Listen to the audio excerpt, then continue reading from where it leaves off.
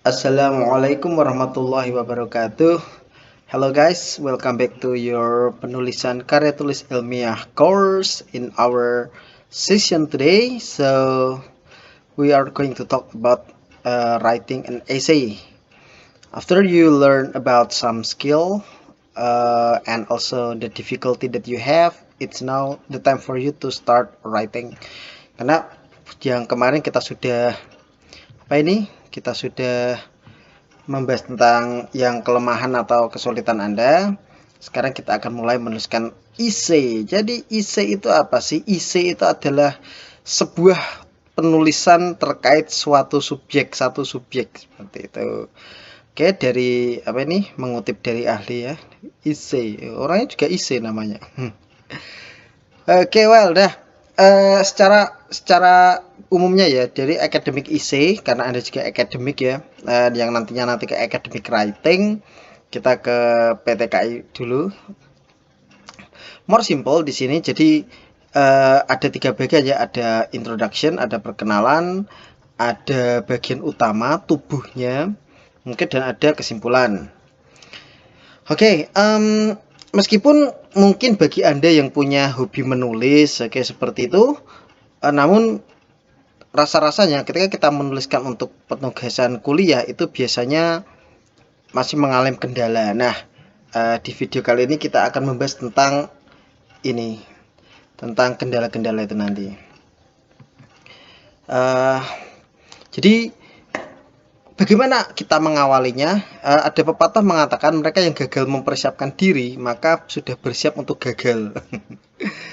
Oke, jadi kita di sini kita akan sambil sharing tentang tips dan trik menulis sebuah essay ya, dan untuk mengetahui lebih dalam essay itu seperti bagaimana, because your assignment will be about essay writing yang nanti akan Anda kirimkan ke international writing thing. Okay, I will tell it later, but for now let's discuss about it. Kita bekali Anda dengan ilmu-ilmu penulisannya.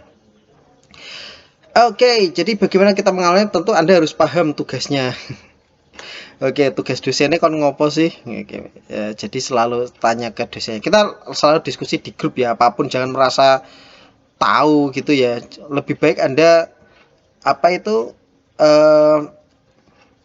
kelihatan banyak nggak taunya. Jadi banyak tanyanya daripada sok tahu malah salah ya. Oke, blunder sekali. Oke, tidak perlu merasa seperti itu. Kita semua sambil belajar di sini. Saya juga belajar, Anda juga belajar. Jadi saya bisa membimbing Anda lebih jauh. Oke, saya juga bisa memahami Anda. Ngono aja. Yang kedua yakni Anda harus banyak-banyak membaca, dan apa itu ya, menjadi yang menciptakan basic outline, menjadi landasan utamanya dulu. Contohnya Anda ingin kan ada topik, terus Anda mau Anda kemanakan sih topik tersebut? Misalnya topik apa ini, merokok itu kan dilarang, merokok itu berbahaya. Oke, nah itu Anda apa ini? Anda pikirkan saja, kok bisa berbahaya itu dari apanya ya? Dari penggunaan, dari kandungan, dari kebiasaan, dari efek buruk. Nah, seperti itu dicari dulu sumbernya, karena kita bisa menamakan itu akademik kalau itu apa ya, hasilnya itu bukan dari pendapat kita. Iya, pendapat kita namun didukung oleh fakta-fakta yang sudah ada di lapangan. Nah, bagaimana kita tahu fakta di lapangan? Nggak cuma kita hanya melihat saja, namun harus benar-benar membaca. Oke, kalau cuma katanya kan nggak bisa. Oke, harus ada bukti otentik yang nantinya dimasukkan ke reference, kan seperti itu. Oke, figure out what you want to say. Jadi kamu ini pengen ngomongnya itu apa gitu ya, bagaimana. Ini lebih ke itu tadi ya, bagaimana kalau yang poin kedua tadi mencari sumber-sumbernya, yang ini bagaimana kita mengungkapkan kalimat tersebut. Lalu setelah itu ciptakan canonical outline atau apa ini namanya ya, reng-rengan yang resmi. Oke, setelah ini kita akan lihat seperti apa. Dan terakhir drafting, ini mulai menulis ele-elean. Oke, seperti itu. Jadi seperti membangun fondasinya dulu, nanti baru ditambahkan strukturnya yang lebih lengkap. Nah, ini seperti template itu, outline template itu seperti ini. Jadi ada introduction itu nanti menyangkut apa, di paragraf kedua itu apa, dan seterusnya sampai paragraf terakhir ya ini kesimpulan. Ya, ini memang harus dibuat supaya Anda punya roadmap atau memiliki kerangka berpikir tentang apa yang nanti Anda tulis. Jadi Anda tidak bisa tidak akan lose the idea seperti itu. Oke, dari grammarly.com kita akan membahas tentang bagian-bagian dari essay perkuliahan. Oke, pertama introduction.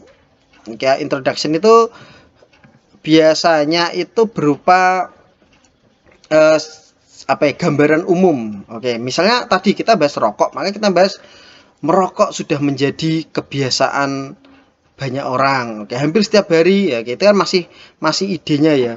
Lalu setelah itu ada opening hook-nya. Oke, opening hook itu nanti apa yang apa itu ya? Bisa kita katakan apa ya? Sesuatu yang nanti mengarahkan kepada apa yang ingin Anda sampaikan. Tadi kan tentang rokok. Nah, di sana ada seperti twistnya, seperti itu ya, seperti namun tanpa kita sadari bahwa merokok itu ternyata memiliki dampak yang negatif. Nah, seperti itu.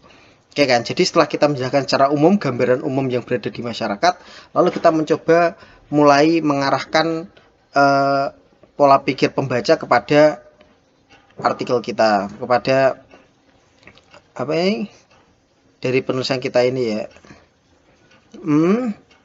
Nah, setelah itu misalnya kan seperti ini. Ketika ada atlet yang memakai apa ini doping seperti itu ya, you can read it by yourself.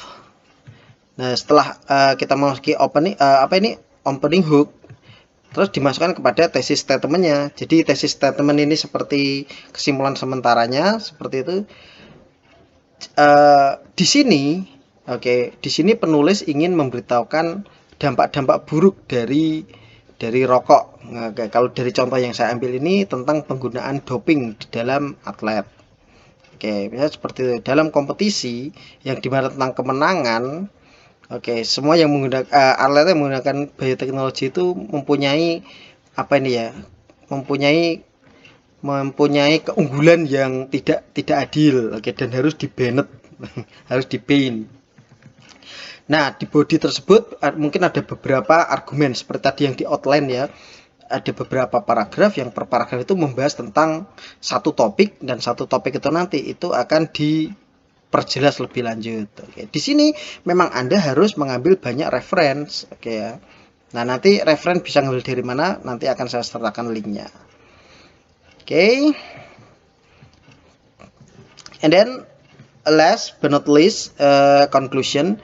Dalam kesimpulan ini Anda akan wrap everything up. Jadi apa yang sudah Anda sampaikan tadi di paragraf 2 sampai sebelum akhir itu Anda itu Anda kompres menjadi satu atau dua kalimat.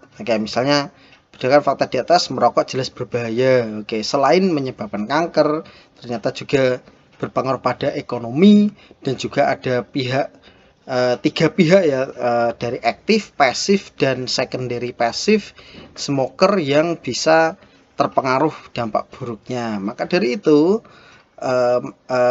merokok seharusnya dihentikan, atau lebih bijak lagi dalam melakukan kegiatan merokok, kan seperti itu contohnya. Jadi isi semacam itu. Memang kalau kita lihat seperti ini, seperti teks hortatory atau analytical exposition seperti itu ya. Namun essay di sini akan lebih panjang lagi, mungkin bisa sampai 5 halaman semacam itu, karena penjelasan kita yang panjang lebar, bisa sampai 3000 kata misalnya seperti itu. Nah, I will tell you more about what you must do about related to the assignment, dan tentang mungkin essay yang harus ada tulis. Ini nanti tugasnya akan kelompok, satu kelompok ada 3 orang. Untuk kita saling menulis, dan kita semua diskusi akan di grup kita ini ya. Pembimbingnya bisa saya, dan nanti bersama-sama kita susun itu. But every team must show their own productivity and also creativity.